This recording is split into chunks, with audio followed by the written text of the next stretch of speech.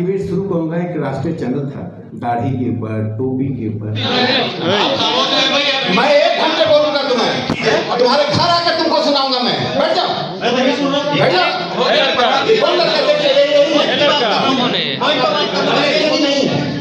इसके माथे में जो जहर बो दिया गया है, चाहे मीडिया के द्वारा, अखबारों के द्वारा, घर में पड़ोस से वो जहर निकल रहा है।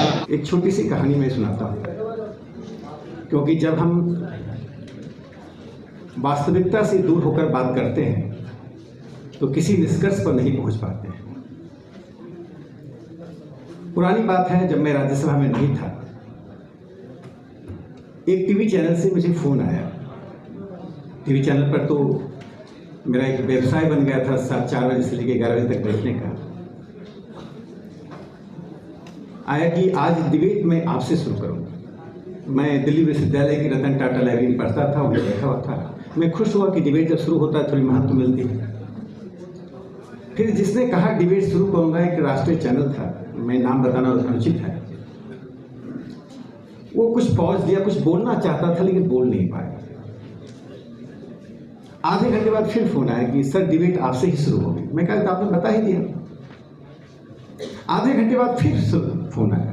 मैं कहा देखिए मैं लाइब्रेरी के अंदर हूँ और बार बार आप कह रहे हैं कुछ बात है क्या?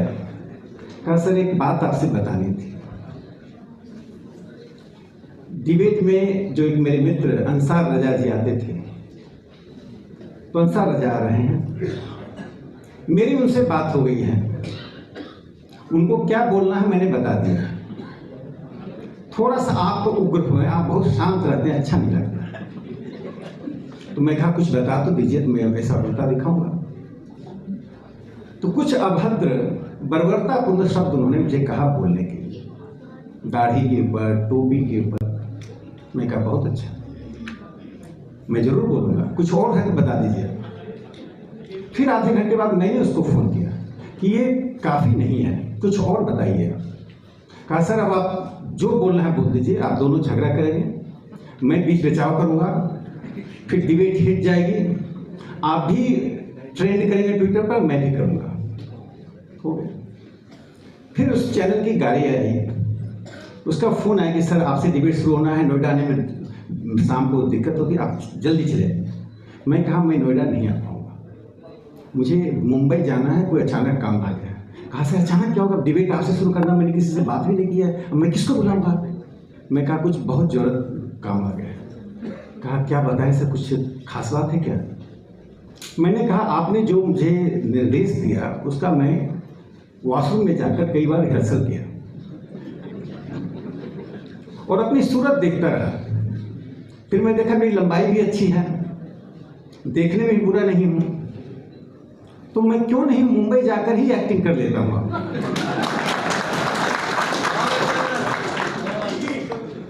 मैं इस देश में किसी का दाढ़ी नोचने, किसी का टोपी उतारने के लिए पैदा नहीं लिया।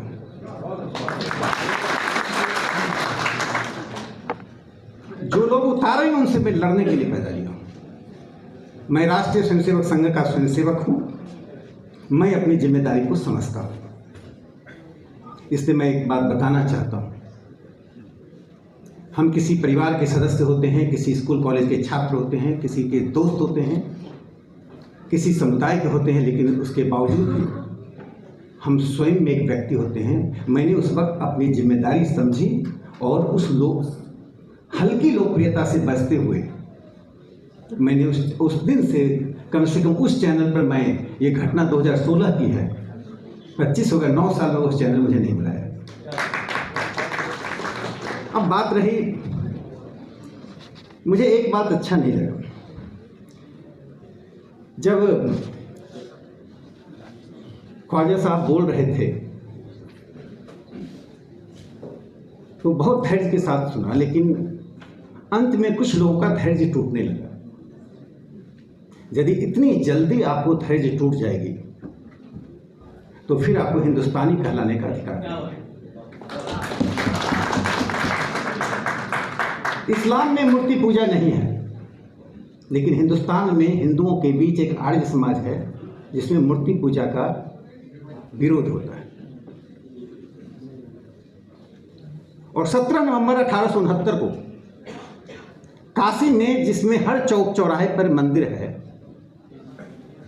अनंत मूर्तियां हैं, वहां पर स्वामी दयानंद सरस्वती 300 पंडितों के साथ मूर्ति पूजा के विरोध में तर्क तथ्य के साथ बहस कर रहे थे। 50,000 की भीड़ थी। काशी का राजा उसकी अध्यक्षता कर रहा था। ना किसी ने किसी पर पत्थर फेंका, ना किसी ने फूल बरसाए। दोनों में विवाद चलता रहा। विवाद के साथ हिंदुस्तान का संवाद चलता रहा। ये है हिंदुस्तान। इसलिए ख्वाजा साहब जब बोल रहे थे, धैर्य से सुनिए।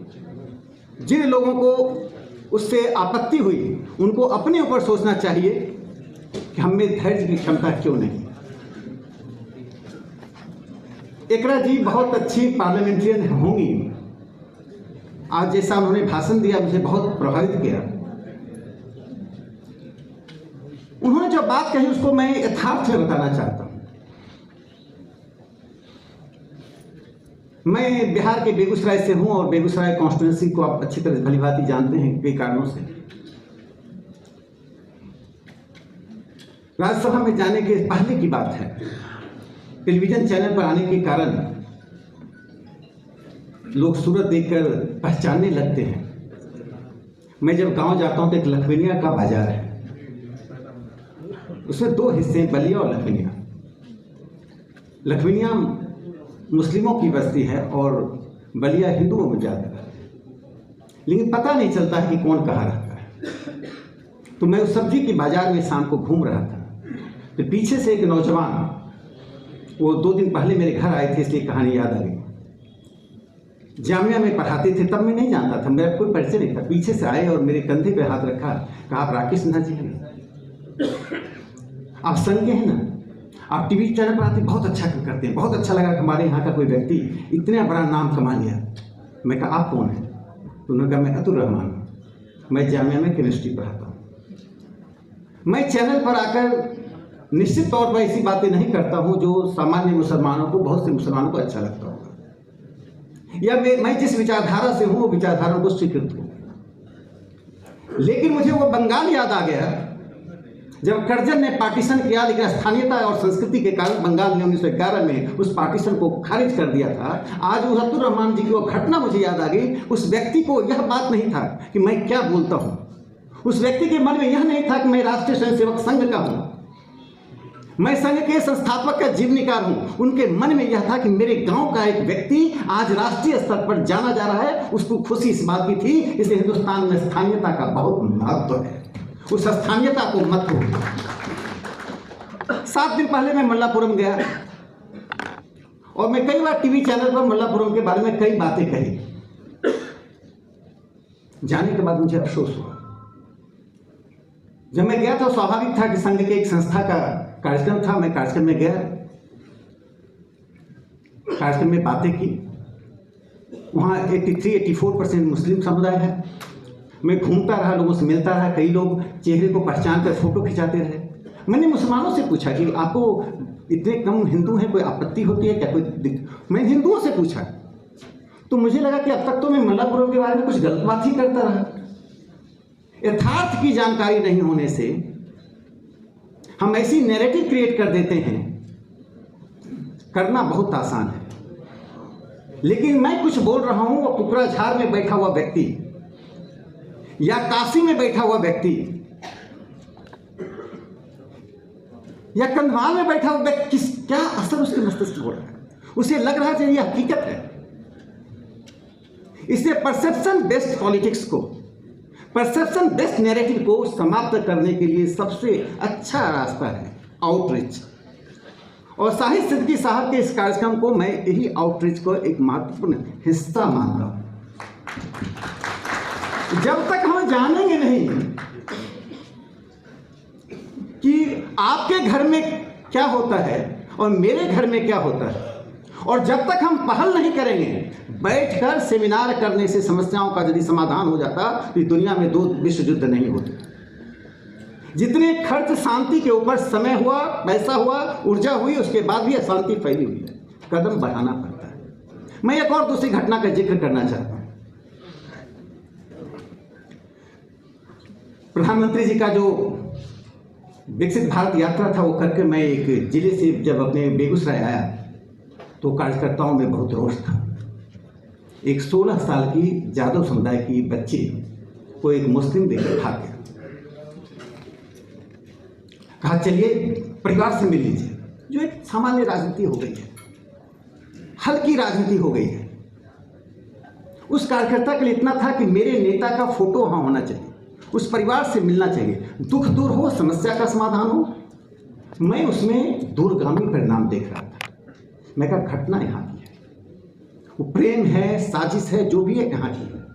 असर पड़ेगा असम में, असर पड़ेगा केरल में, असर पड़ेगा उत्तर प्रदेश में। इसको तो यही रोकना पड़ेगा। मैं गया, 700-800 की भीड़ थी। ऐसा लगा कि युद्ध का माहौल बना हुआ है। पहले मैंने पुलिस ऑफिसर से बात की, एक से बात की, एसपी से बात की। 1 घंटे लगे। किसी ने कान में आकर कहा, अरे यार तो फोटो खिंचाने आए थे, आप तो यहीं पूरा समय बिता देंगे, और जगह भी जाना। मैं कह रुक जाओ, तुम जाओ, मैं ही रखूँगा।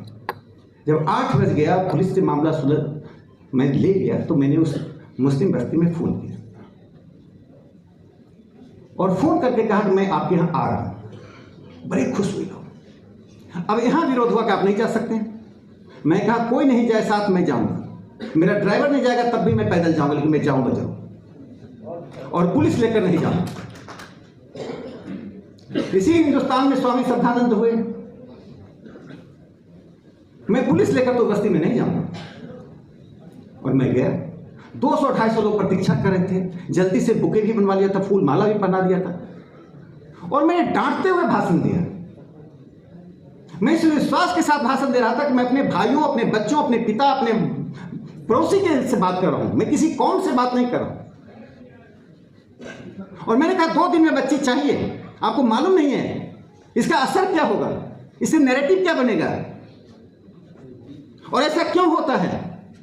जब मैं बार बार कहा ऐसा क्यों होता है, ऐसी चौथी घटना क्यों घट गई। एक बुजुर्ग सरपंच जिनकी उम्र 78 साल की थी, जो 10 साल से वहाँ सरपंच थे, उन्होंने रोते हुए कहा कि पहली बार मुझे लगा कि मेरा अभिभावक है जो हमें डांट भी सकता है, जो हमें रास्ता भी दिखा सकता है। और 2 दिन में बच्ची आ गई। ना मामला प्रेस में गया, ना मामला झगड़े का कारण बना, ना टीवी चैनल में डिबेट का कारण बना। यदि हम प्रयास करेंगे कि हिंदुस्तान में रहने वाला हर व्यक्ति फ्यूचर ऑफ मुस्लिम की बात करते हैं। अजीम प्रेम जी की जो पूरी संपत्ति है, पाकिस्तान के 4 वेल्थिएस्ट पर्सन, मियां मोहम्मद मासा $5 बिलियन, अनवर परवेज $3.1 बिलियन, उनके बाद जो 4 हैं वो बिलियन से मिलियन पर आ गए। 7 को मिलाकर हम जितनी संपत्ति है उससे अधिक संपत्ति हमारे अजीम प्रेम जी के साथ है। मैं उन्हें मुसलमान नहीं, सच्चा हिंदुस्तानी उद्योगपति मानता हूं। फरहाद, मैं नहीं जानता था मेट्रो जूता मैं खरीदता हूं। मैं इस सेमिनार के कारण में ढूंढा। 26,000 करोड़ की मालकिन है, wealthiest Muslim women. Metro shoes उन्हीं का है। बेंगलोर में प्रेस्टीज रियल एस्टेट का डेवलपमेंट हुआ। इरफान रजाक, वो प्रेस्टीज इतना ग्रुप बढ़ रहा है। कर्नाटक में तो मुस्लिम मेजोरिटी नहीं है, क्यों बढ़ रहा है। यदि नरेंद्र मोदी जी के 2014 में आने के बाद मुस्लिम रिप्रेजेंटेशन कम हो गया, मुस्लिमों की संख्या, मुस्लिमों का डिमोनाइजेशन होना शुरुआत में कहा। मैं छोटी सी आंकड़ा देना चाहता हूँ। 1952 में 25 मुस्लिम थे लोकसभा में, 1957 में 23, 1961 में 26, 1967 में 28, 1971 में 28, 1977 में 49, 1980 में 45। ये काम अच्छा वही रहा। 2024 में 24, 2024 से 2019 में 26, उसके पहले 2014 में 23। कहाँ आखिरी बदल गए। आंकड़ा क्यों नहीं बदल रहा सुनता। जब हम मल्टीकल्चरल की बात करते हैं तो कहना बहुत अच्छा लगता है। मुझे हिलाल जी को पढ़ना क्यों अच्छा लगता है, क्योंकि बुनियादी मसले को उठाते हैं। मल्टीकल्चरल की बात करना और मल्टीकल्चरल में कंट्रीब्यूट करने में अंतर होता है। पूरा जो हमारी सभ्यताई पक्ष है उपनिषद में है, उसमें नेति नेति है। उपनिषद का एसेंस ऑफ हिंदुइज्म इज नेति नेति। 2 शब्द को हटा दीजिए, भारत समाप्त हो जाएगा, हिंदुत्व समाप्त हो जाएगा। नेति नेति का मतलब होता है यह भी नहीं वह भी नहीं, this is not that is not. इसलिए नए संप्रदाय का बनना, नए धार्मिक प्रवचनों का होना, अलग अलग इंटरप्रिटेशन होना, अलग अलग पुस्तकें आना, विरोध होना, पक्ष विपक्ष में खड़ा होना, यह इस प्रक्रिया का हिस्सा बनना चाहिए। इस प्रक्रिया का हिस्सा बनने के लिए मैं अल्बानिया का उदाहरण देता हूं। अल्बानिया एक छोटा सा मुल्क है। उस छोटे से मुल्क में 17% क्रिश्चियंस हैं और ऑलमोस्ट 83% मुस्लिम्स हैं। अल्बानिया पूरे दुनिया के मुसलमानों से एक अलग उदाहरण पेश किया है। जो सेकुलर पॉलिटिक्स है उनका, जो सेकुलर सोसाइटी है, आज तक अल्बानिया में ईसाई और मुसलमानों के बीच मतभेद नहीं हुआ। दोनों के धर्मों के बीच कोई अंतर दिखाई नहीं पड़ा। दोनों के सामाजिक सांस्कृतिक जीवन में कोई अंतर नहीं दिखाई पड़ा। क्या भारत यह मॉडल नहीं दे सकता है? क्या हम इतने अक्षम हैं? क्या इतने हम पूर्वाग्रह से ग्रसित हैं? अभी राष्ट्रीय स्वयंसेवक संघ के सरसंचालक मोहन भागवत जी ने लगातार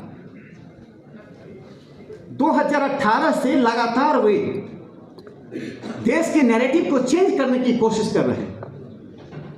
राजनीतिक पार्टियों की प्रतिक्रियाओं को छोड़ दीजिए। एक संघ जो 1925 से बना, जिस संघ के खिलाफ अनेक प्रकार के नैरेटिव लगातार चलाए जाते रहे, और नैरेटिव क्या होता है उसका एक उदाहरण देता हूं। पाकिस्तान द्विराष्ट्रवाद कैसे हुआ, क्या हुआ, ये लंबे विमर्श की बात है। ठीक साहिब भाई कह रहे थे हम पास्ट में बाद में डिबेट कर लेंगे। आरएसएस बहुत छोटा संगठन था तब। मुस्लिम लीग के हेडक्वार्टर को पता ही नहीं था कि आरएसएस क्या है। लेकिन जब पोलराइजेशन करने की बात आई, चूंकि RSS is the most visible Hindu organisation due to साका, गणवेश के कारण, परेड के कारण, ड्रिल के कारण, तो 15 मई 1946 को एक पहला एडिटोरियल डॉन अखबार में आया जो मुस्लिम लीग का अखबार था। उसमें लिखा कि आरएसएस पर बैन लगाओ क्योंकि they are danger to the Muslims. और गांधी नेहरू से अपील की कि आप हमारे साथ रहिए। 15 दिन बाद 31 मई 1946 को दूसरा एडिटोरियल आया जिसमें गांधी नेहरू की आलोचना की गई कि आपने आरएसएस पर बैन लगाने के लिए कोई कोशिश नहीं की, क्योंकि RSS is becoming most danger for the Muslims.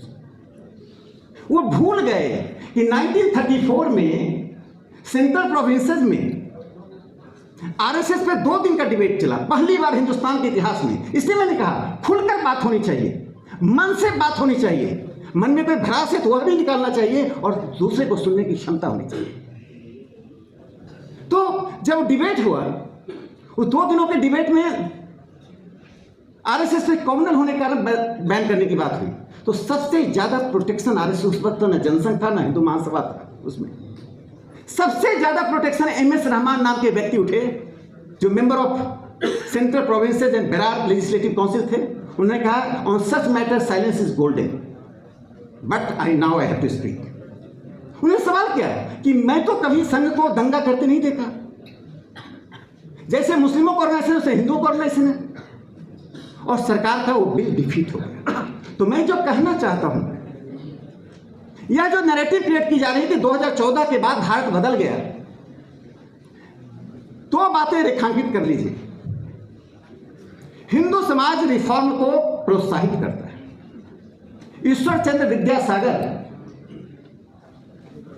विधवा विवाह के समर्थन में आया। आपको मालूम है विधवा विवाह की हालत क्या थी?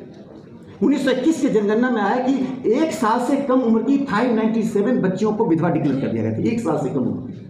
2 साल की 494, 3 साल से कम उम्र की बच्चों को 1207। ये आंकड़ा बढ़ता गया। मैंने एक जिसका जन्म नहीं हुआ विधवा डिक्लेयर कर दी गई। ईश्वर चंद्र विद्यासागर इसके लिए अभियान चलाया तो उनके विरोध में एक बहुत विद्वान व्यक्ति राधाकांत देव उनके सामने खड़े हो गए। जब दस्तखत हस्ताक्षर का अभियान चला तो राधाकांत देव को 37,787 लोगों ने साइन किया और ईश्वर चंद्र विद्यासागर को 987 लोगों ने दस्तखत किया। लेकिन हिंदू समाज ने ऐसे 37,000 लोगों को खारिज कर दिया, 900 लोगों को स्वीकार कर लिया। हमने विधवा विवाह को स्वीकार कर लिया और वुमेन रिफॉर्म की बात। यदि आप में रिफॉर्म की बात होती तो प्रधानमंत्री नरेंद्र मोदी जी को ट्रिपल तलाक बिल लाना नहीं पड़ता। I consider this is the most revolutionary, most radical, most desirable reform by any prime minister who has done, that is Prime Minister Narendra Modi ji. यदि वोट के लिए वो करना होता तो नहीं करते। मैं ऐसे लोगों को सुन चुका हूं जिन्होंने कहा था कि मुसलमानों को साइकिल में पंचर लगाने के लिए छोड़ दो, वहां उलझा रहने दो। प्रधानमंत्री ने कहा आपके हाथ में कंप्यूटर और आपने कुरान की बात कही। यूपीएससी का एग्जाम, ए फैजी साहब, अब हमारी बात मत मानिए, ट्रिपल ए फैजी, ए फैजी साहब थे, मोइन शकीर थे, पॉलिटिकल साइंटिस्ट थे। ये ए फैजी साहब को तो मान लीजिए, क्यों फैजी साहब पॉइंट ऑफ रेफरेंस नहीं होते? और तजामुल हुसैन साहब, तजामुल हुसैन बिहार के पटना सिटी से थे। संविधान सभा में उन्होंने क्या कहा? The term and concept of minority is a British term, Britishers have gone with this term and concept has gone, please throw this term from the dictionary. इस शब्द को अपने शब्दकोश से फेंक दीजिए। Because I worship the same God with different name, that does not make me minority, we are one. Doctor S C Mukherjee थे, आस्था से ईसाई थे, प्रैक्टिसिंग मुस्लिम थे, vice chairman of constituent assembly. उन्होंने क्या कहा? if we want to make one nation, one people, we cannot dare to accept any community on the basis of religion as a majority and minority.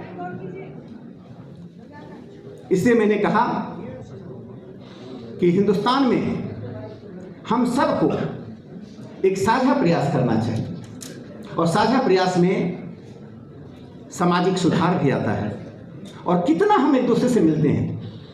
जो Muslim middle class is betraying the Muslim community, मैं इतना कहूँ, जो Muslim middle class को मध्यम वर्ग को भूमिका निभानी चाहिए थी, वो मध्यम वर्ग भूमिका नहीं निभा रहा। मुस्लिम, ये पूरी लड़ाई सांप्रदायिकता की लड़ाई को मैंने देखा, ये कुलीनों को अवसर की लड़ाई है। Communism travels from metropolitan cities to be great city then the villages.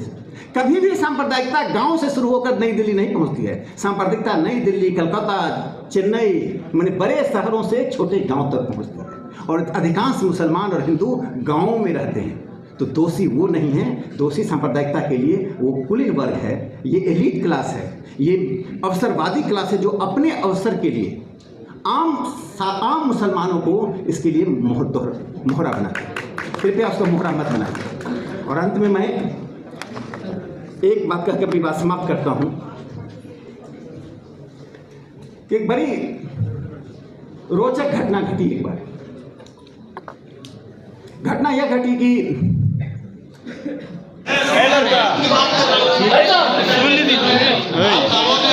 मैं 1 घंटे बोलूंगा तुम्हें, तुम्हारे घर आकर तुमको सुनाऊंगा मैं। बैठ जाओ, बैठ जाओ।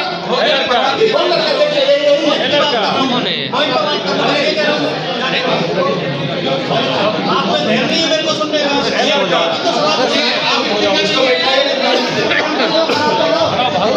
हो गया 40 मिनट बोल दिया।